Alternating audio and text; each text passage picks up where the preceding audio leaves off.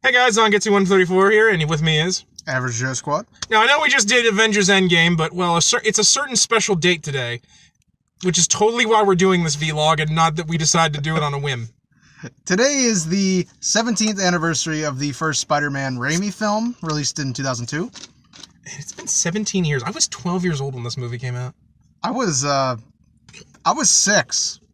And it's actually one of the first movies, I think this and Thomas and the Magic Railroad were the first two movies I ever went and saw in the theater. I'm so sorry you had to go see Thomas and the I actually like that movie, even that movie has been edited to bad shape. It's not bad, it's just like... Who's the guy, the old guy that has the female train? Henry Fonda? Yeah, Henry Fonda. He is too good for that movie. He really is. I'm sorry. We're not here to talk about Thomas, though. No, we're here to talk about Spider-Man. I mean, I could help it, because, like, I mean, to be fair, like, we might as well talk about, like, our experiences with the Raimi trilogy. Do you want me to go first, or you want to go first? I'll go first, since you did a little bit of the intro. Who talks first? Me talk first? You talk first? Slips in a Force Awakens reference. I mean, as you can tell, him and I are both very big Spider-Man fans. And probably both of us are, we didn't start with the comics, obviously, because we didn't grow up in the 1960s. I have a very weird relationship with it. I'll explain it when it gets to be my turn. So, you know, like, my first experience with Spider-Man was the 1995 series, the Fox Kids one. Which I still this day is a solid cartoon. I think one of these days we should do a vlog about that. But... Oh, definitely. If I had more time, I'd actually continue, every episode review, but because I only have the first one up, but yeah, I feel I just have so very little time anymore. Maybe once I graduate from grad school, I'll have more time, but so you know, I grew up watching that cartoon, and I got the comics. In fact, my first comic I think ever of Spider-Man that I ever got was the comic adaptation of the TV series. Like, the first comic I think I ever got was, the one that was, like, the very end of the Venom episodes in comic book form. That was, Spider-Man Unlimited, wasn't it? Was that the name of that series? No, it was just called Spider-Man the Animated Series. It was just, like, or Spider-Man the Adventures of Spider-Man, I think. Yeah, I knew there was a comic adaptation. I couldn't remember the title. To be fair, like, I couldn't blame you, because there was, like, 7 Spider titles in the 90s. There was Amazing. Why do you think we went to that comic store? I had a list of titles, I was just looking under different... Like, you had Amazing, Web of, Peter Parker, the Spectacular Spider-Man, two of which got renamed for Scarlet Spider. Yeah, I was about to say Web of Scarlet Spider. Then you had Adjectiveless Spider-Man. And to be fair, I don't blame you on the Unlimited thing, because Unlimited was just the... Unlimited's weird. Well, Unlimited was an annual series that they did, like, for the month, like, at the end of the month. And it was also the name of a TV show, where Spider-Man goes into Counter-Earth to fight the high evolutionary and super symbiote Venom and Carnage. You know, I have a hate and love with that show. That sounds so 90s. I'm not even gonna lie to you. That's the most 90s plot line I've ever heard in my life. You've watched Spider-Man Unlimited. I have. I actually love Spider-Man. I'm one of the few people that love Spider-Man Unlimited. You know, I don't despise it, but, like... No, it's got its problems, but... So, you know, anyway, I grew up watching that. Around the time I was actually collecting the Straczynski run of Spider-Man. Yeah, I was remember that, because, you know, I got the 9/11 issue when it came out. Like, I actually got that in the Which mail. I've never read, actually. I've seen bits of it. I've actually never read it. I own it. It's not bad, but it kind of doesn't feel like it's naturally Spider-Man. It's clearly Straczynski writing his own feelings and raw emotions of it. And I'm not saying that's a bad thing. Well, I mean, it was probably, like, everybody was doing that and at the time. It was really powerful. And I'm not saying it's bad. It's just, you can tell that it's a product of the time, of the event. Like, you know, I've read articles where people, like, you know, like, and I think for my generation, it's very important. And I do think that way too. It's just, I still have to, not critique, but, like, a part of me knows that it's not, like, a Spider-Man story. It's very much just, they're using Spider-Man's image to talk about 9/11. Yeah, which is probably a fair analysis of it. Which, like, because, like, I still remember because you open the page up and you see Spider-Man just standing on buildings watching the towers crumble, and all he says is, "Oh my God." And, like, that's the clip I've seen of it. It is a powerful image. Like, and to be fair, when I you know, growing up reading that as someone who was alive during 9/11 and remembers it pretty vividly. I remember it kind of vividly. I was 5. I was 5 during that time, so it was a powerful, like, it was a an important time. And in fact, to be fair, 9/11 does play a lot into Raimi's films. Oh, definitely. Especially the New York camaraderie and stuff. But like I was saying, I was collecting Straczynski stuff, and I didn't know like the behind the scenes stuff about like what was going on with the Spider-Man films, that like they were tied up in media limbo thanks to bankrupt Marvel going into bankruptcy. I think even before that, like I think they like tried to sell Spider-Man to like multiple movie. They had, I mean, and that's what leads into Cameron trying to do the script for it, which obviously never got made. Which you should look up that script. Like it's actually not a script, but it's a treatment. And normally a treatment's like 3 pages, and it's like he goes on with this. It's a 10-page treatment. Yeah, like he like it basically. Yeah, this is him fresh off Titanic. Too. Oh yeah, so he was big at that point. I mean, he still is. He was arguably still like big before Titanic, but that was kind of like peak, I guess. That was definitely peak for him. And I didn't know any of that, so like, I'm like 11 years old, and I see and in fact, I want to say I see a trailer with a guy in a Spider-Man costume. And then, he's swinging through the city, and then I see the title, and it says Spider-Man Coming 2002. Now, would this have been the first trailer? Like, if I pulled it up, would you be able to recognize the trailer? To be honest, I could probably recognize it, but I probably because like when it first came out, like I don't remember the trailer. I actually don't remember ever seeing the trailer for it.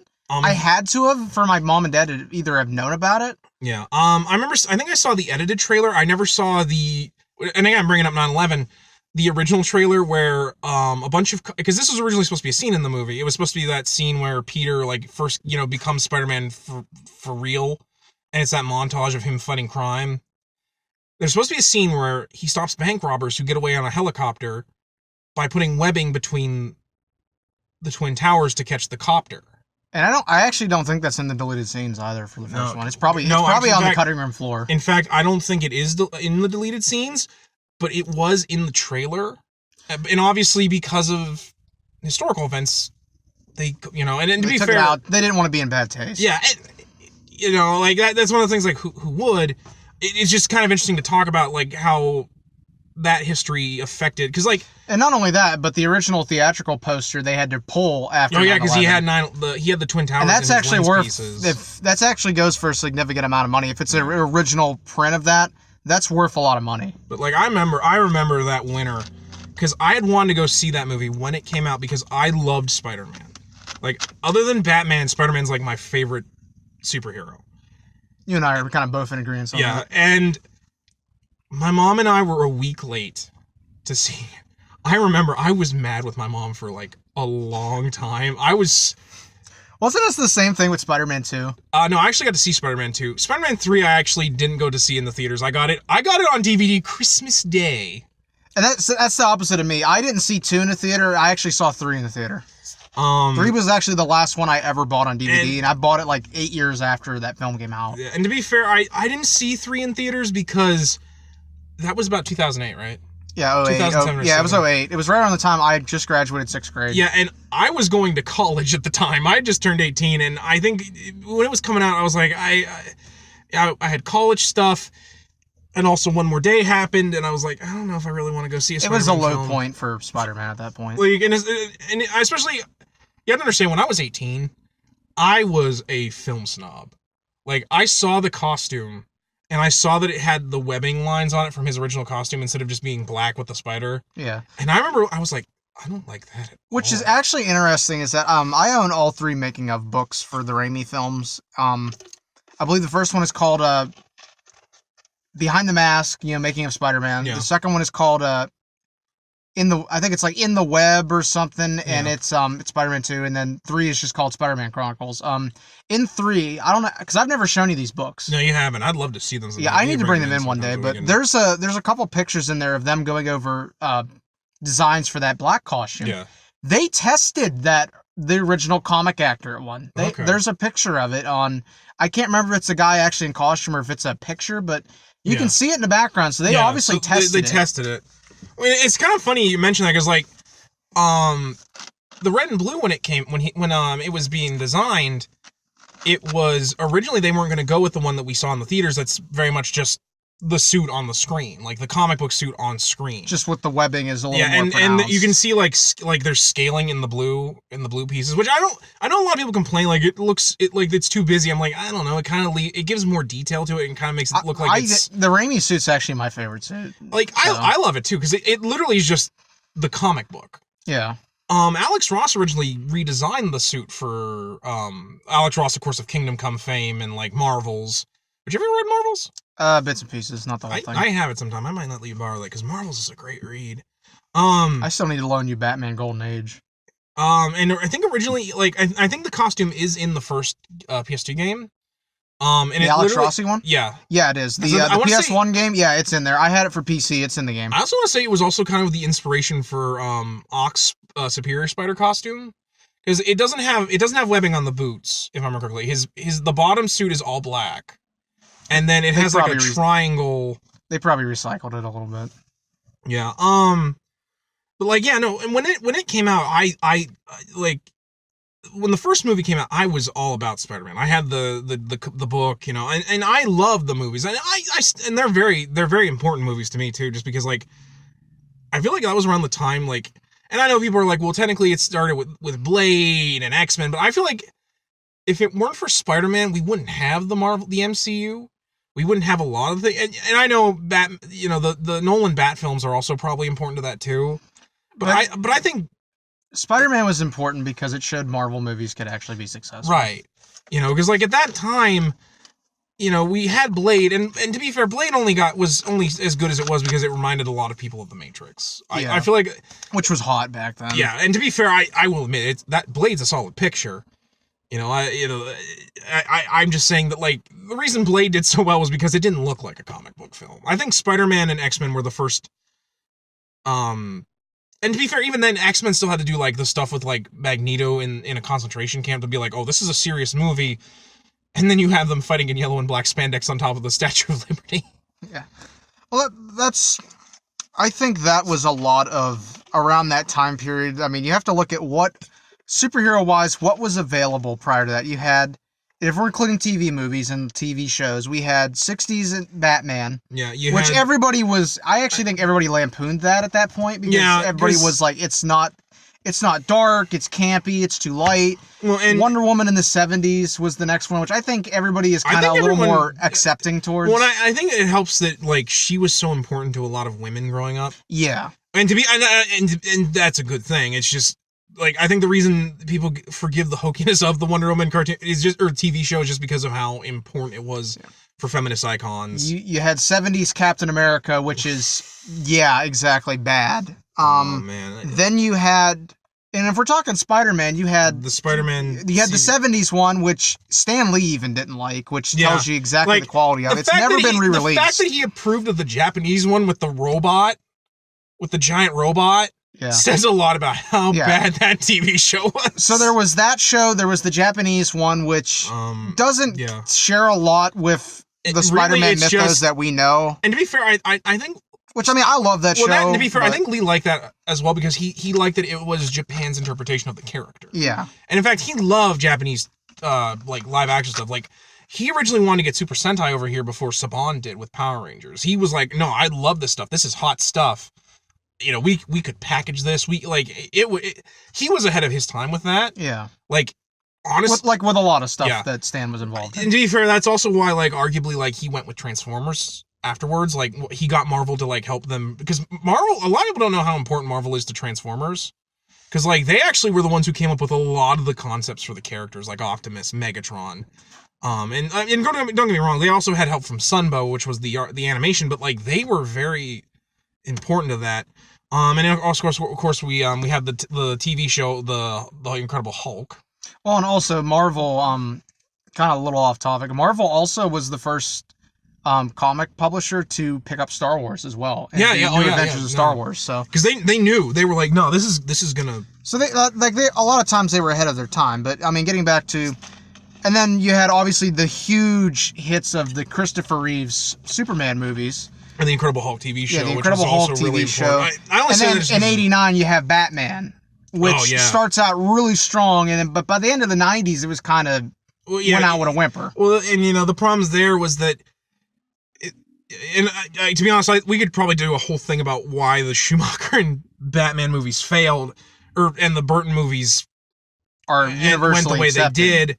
Like, you know, because, like, you know, Burton's first Batman film is very important. You know, I won't go into the rest of the Batman history. We could do a separate video on Batman movies. But, like, you know, the Batman movie is important in the fact that it made so much money on merchandise. Like, I argue it did well movie wise, but where it succeeded was merchandise, and that's where Hollywood was like, we can make buku bucks with cinema. I mean, because to be fair, superheroes have been in, like, TV and film for decades. Like Captain America with his radio show.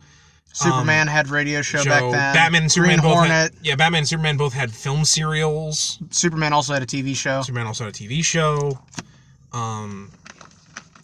had multiple TV shows as well. I mean, not even just Smallville. I grew up with Lois and Clark: The Adventures of Superman. I loved that show as a kid. Did you ever watch Superboy when it was on as well? You mean Smallville? No, not. There's another show called Superboy. There was. It was in the early 90s. I might have been too young for that, man, because I was born 1990. I can't remember. I might have been too little for that. There's a Phoenix in that movie. I can't remember if it's Joaquin or no, it is. Joaquin Phoenix plays Superboy in this. No way. Yeah, this is an actual show. I've never heard of this. I'll send you some links after, but that was a thing in the early 90s because there was a lot of licensing stuff that went into the first Superman movie. Oh yeah, and not only that, they were pulling the strings on that. So. Not only that, the Schusters like had Superman in legal tape for a long time. Yeah, but like what we're saying is, you know, like there was a pedigree of superhero films up to the point where Spider-Man was made, but at the time, getting back to the Schumacher, like I think what we're going here is like it had become. Like I think it had become a joke. I think the Hollywood media as a whole kind of looked at it like, okay, you know, this has really run its course. Yeah. We can't make money off this stuff. And then Blade happened. Yeah. But Blade didn't look like a comic book. Blade looked really more like a blending of Matrix and I think Buffy. Honestly. Which to be fair, I mean that basically is what Blade is. So while it doesn't look like a comic book, it's at least accurate to what Blade does. So I mean when then it had a huge star in it with Wesley Snipes because at the time he was. And when and then you have Fox comes in and Fox green lights, you know, Spider-Man with Sam Raimi, and. I mean, I honestly think Sony was probably like, you know, we're taking a gamble with this. Oh, no. It very much was a gamble. You can't tell me that, you know, Batman and Robin was still got to be fresh in everybody's mind at that point. And they were probably sitting there like, okay, if this doesn't work, we're going to be out some money. And not only that, this was still years before Nolan revived the Batman character. As much as I deride a lot of the problems with that movie series, it was still important because it's like, it showed that superhero films could be serious. When Spider-Man came out, it was between Batman and Robin and between Batman Begins. It's an important bridge. It is an important bridge because it could prove that superhero comics movies could still be fun and still make money, but like it could be both fun and also important. And you know, I don't think anybody that year when it came out expected that movie to be like, yeah, we're Spider-Man. It's I mean, like, opening day when it has a 2-page spread in, I can't remember what paper it was. I think it was Los Angeles Times. I wouldn't be surprised if it was Los Angeles When you Times. have a 2-page spread for your opening day, you're making money. Yeah. And you know, I think we've talked about a lot about like my experiences with it, and I think you were willing to talk about yours. But because I kind of have a complicated experience with Spider-Man and with superheroes. Because don't we all? I was born in 1995, so I mean, I came to, you know, through what like age, you know, like age 5 is what I kind of consider when you reach that age of childhood where you can remember stuff and you can consciously like stuff, you know, with being able to remember it. Well, that was like me with Gargoyles. I was a Batman fan pretty early on, and I'd actually never seen any of the live action Batman movies. I didn't see any of those until probably 2003. And my favorite was Batman and Robin. I mean, so you can tell I hadn't watched really any of the other ones. Yeah. I was really into Batman the Animated Series. Yeah. I was into that. I was into Batman Beyond. Yeah, I was into that. I was into Beyond. I was into the movies. And I really liked those. That was where I started getting comic books, was because, for anybody that lives up here north, like northeast, I used to get comics at Giant Eagle. Giant Eagle was the only place I would buy comics, because that was the only place you could find them. Like, I had a few of the Clone Saga issues I got from there. Like the issue where like Ben deals with that weird, with the Dragon Man, that robot dragon thing that Peter used to deal with a lot in like the late 80s. Yeah, but so like that, I was getting Batman comics, and I mean that was, I think, right around the time of Hush when it came out. When did Hush come out? Around 2002, 2003. Yeah, so I remember that being on shelves. Maybe it was 2000. I can't remember, but like Hush was, Hush was like early 2000s. Yeah, early 2000s. So, but I knew who Batman was, and I was really into Batman, and the one day I remember looking at other comics, and there was this Spider-Man comic there. And I actually still have it. It's the 2001 annual, which everybody kind of told me. I think the 2001 annuals, I've had people tell me it's not good. I actually enjoy it. I mean, I don't know if it's just because I have the nostalgia of it being my first Spider-Man comic, but during around 98 to about 2001, it was after the Clone Saga, and they had put Bill Hickman on. And this was right around the time Ultimate was starting, right? Yeah, and he was writing Spider-Man. But, like, he was clearly, like, he had been doing it for too long. I think him and Bob Harris, because he was the guy who did the Clone Saga, and they're both like, I'm burnt out on the character. I don't want to keep doing this. But they didn't know what to do with the main character. And not only that, Bendis had came in with Ultimate Spider-Man, and... Wasn't this right around the time they did the plotline with MJ? Everybody thinks MJ's dead, and it's a stalker, and it... Like, one of those storylines that everybody I have ever seen pretty universally agrees it's one of the worst storylines. Oh, it's super bad. Because it's so forced. But, like, let's say the 2001 annual was around the time that Spider-Man kind of picked up again in the comics. It didn't completely get better, but it did kind of gradually even out. He really didn't get back on track until about Straczynski started writing. Yeah. But I just remember looking at that comic and looking at that cover and just being like, who is this? You know what I mean? Like, let me actually pull it up. And for anybody that doesn't know what this annual looks like. Actually, we still don't have too many. We're actually, because I love the lighting where we were at. And like, I think from now on when we do movie vlogs, we're coming over here to film this light. Because this lighting is fantastic. But for anyone who's never seen this cover, it's a very famous cover. They actually reused it for the PS1 game. I'm familiar with this cover. That cover, I saw that and I was like, okay, I gotta buy this. I gotta have that. I agree with you in that. Like, I can't remember what exactly the annual was about though. It's kind of a retrospective. It's Peter and MJ talking about. MJ has a scene where she's looking at pictures and she's like, the cheerleader and the science nerd, nobody thought it was going to work. I did. And I think that's around the time she actually, they legally separated. I think. The first time. They've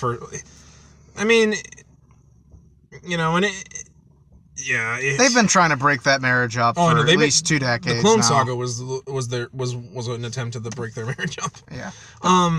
But so anyway, I bought that comic, okay, and at that point I knew who Spider-Man was. Right around that time... it's definitely a decent place to start, because it at least gives you a good idea of who that character is. And I can't remember if I bought I call it the PS1 game. I had it for PC. No, it was the PS1 game. It was Spider-Man 2000. Yeah, I can't remember if I got that first before I saw the Raimi film or after. Because I actually bought that through Scholastic Book Order at school, first grade. I bought that through the book order. I think it cost me $20. Yeah, what's funny about... I remember buying Croc Legion of the Gobos for CD on that. In fact, that's where I got my Spider-Man DK dictionary. The Scholastic Book Fair is actually where I learned about Spider-Girl, the Mayday series. I actually bought the first volume of that, the original omnibus for that at a book fair. But anyway, like I said earlier, I don't remember seeing the trailer for Spider-Man. I don't know if it was my mom and dad that saw it, and I was into Batman, I was into Spider-Man comics, I was into that stuff.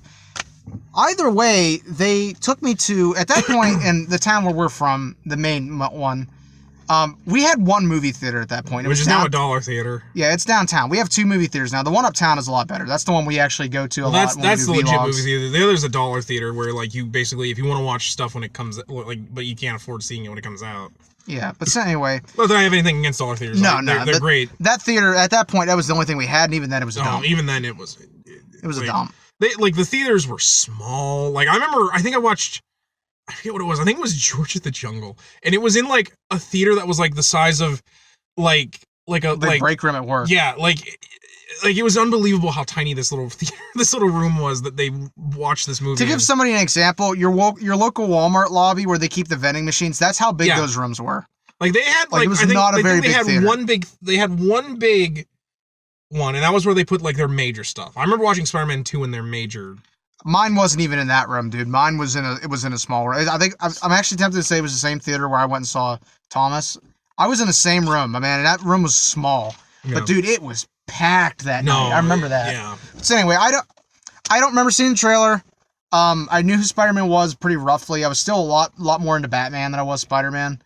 But so my mom and my dad took me, and which is kind of awesome to me because my parents don't really care for comic book characters at all. My dad's never really been into that. He was never into sci-fi stuff. He was never into, like, superheroes and stuff. My mom has never been either.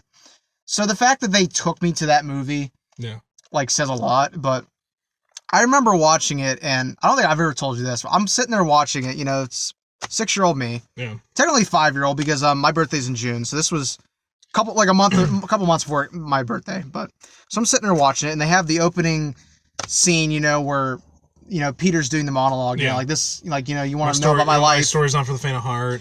And he's like, this story is not about me, it's about a girl. Whoa. And I actually remember being like, I look at my mom and dad like, what is this movie about then? I don't want to watch this. I remember and my mom was like, no, it's about Spider-Man, just watch. And then Peter comes in. But I remember that so vividly that because at that point I knew who Spider-Man was, but I did not know who Mary Jane was. And to be fair, I don't think a lot of kids go, like, because, like, even, like, me, like, when the cartoon had Mary Jane in it, but she was a damsel in distress. Yeah, and, like, that was all she was. Which the character is a lot more than that. And it didn't help that, like, you also had Felicia Hardy as the Black Cat in it, and she was so much more interesting as a character in that. In fact, in the animated series, I actually think that him and her should have, like, hooked up, because she doesn't have nearly the emotional baggage or, like, the weird neuroses that she has in the comics. Yeah. She's just, like, a superhero with cat skills, and, like, she, like, fights, like, she steals from, like, the people that deserve to get She's a lot more similar to the Black Cat that's in the PS4 game. Yeah, and to be fair, that, and the PS4 game draws a lot of inspiration from a lot of different stuff. Fun fact about, another reason why I like those two together. The voice actor for Felicia and Peter, Christopher Daniel Barnes, are actually the voices for Prince Charming and Cinderella in the Cinderella I remember you sequels. telling me about this. I love watching, like, I actually like to watch those even though they're terrible and clearly not for me, just because I like to pretend that it's Spider-Man and Felicia in some weird Cinderella thing. Just because, like, it's a hilarious thing, especially the fourth one where there's time travel involved. But so anyway, I went and saw. Can we just take a second aside real quick? There's 4 Cinderella films. For what, like, Cinderella ends with them living like happily ever after, but Disney wanted to see what happened after for happily ever after. Look at The Little Mermaid, for example. Oh, it's Ursula's crazy sister. Look out, it's Jafar's crazy nephew. But yeah, so I went and saw the first one in the theater, and actually, I was 3. Look out! It's the Green Goblin's crazy son. But yeah, so I went and saw it in the theater, and after that, I was hooked on Spider-Man. As were a lot of people. I actually grew to like Spider-Man way more than Batman, and I still do. But like, I love Batman, but I love Batman. I love about here, and then Spidey's probably about like up here. For me, it's pretty even. It just depends on my mood. Yeah. But I like the characters. I attribute a lot of that to the era in which I grew up, which was before Begins. Yeah, there wasn't a lot going on with Batman at that point. And as someone who grew up before all that, as someone who grew up with the cartoon and like decent Batman stuff, and also the kid who really loved the Batman and Robin popsicles. No, they were great. I don't care what anyone says. Like, Batman and Robin's popsicles were fantastic. This is a funny off topic. We're getting so off topic with this, but it comes with the territory. Especially because we're just talking about like our experiences. Yeah. But I actually in 2000, I actually had a Batman Forever costume for Halloween. Dude, as someone who wore Superman from like age 5 to like 7 and a Power Rangers Zeo costume, which was awesome because it was like one of the few Power Rangers costumes that didn't have the stupid muscles in them.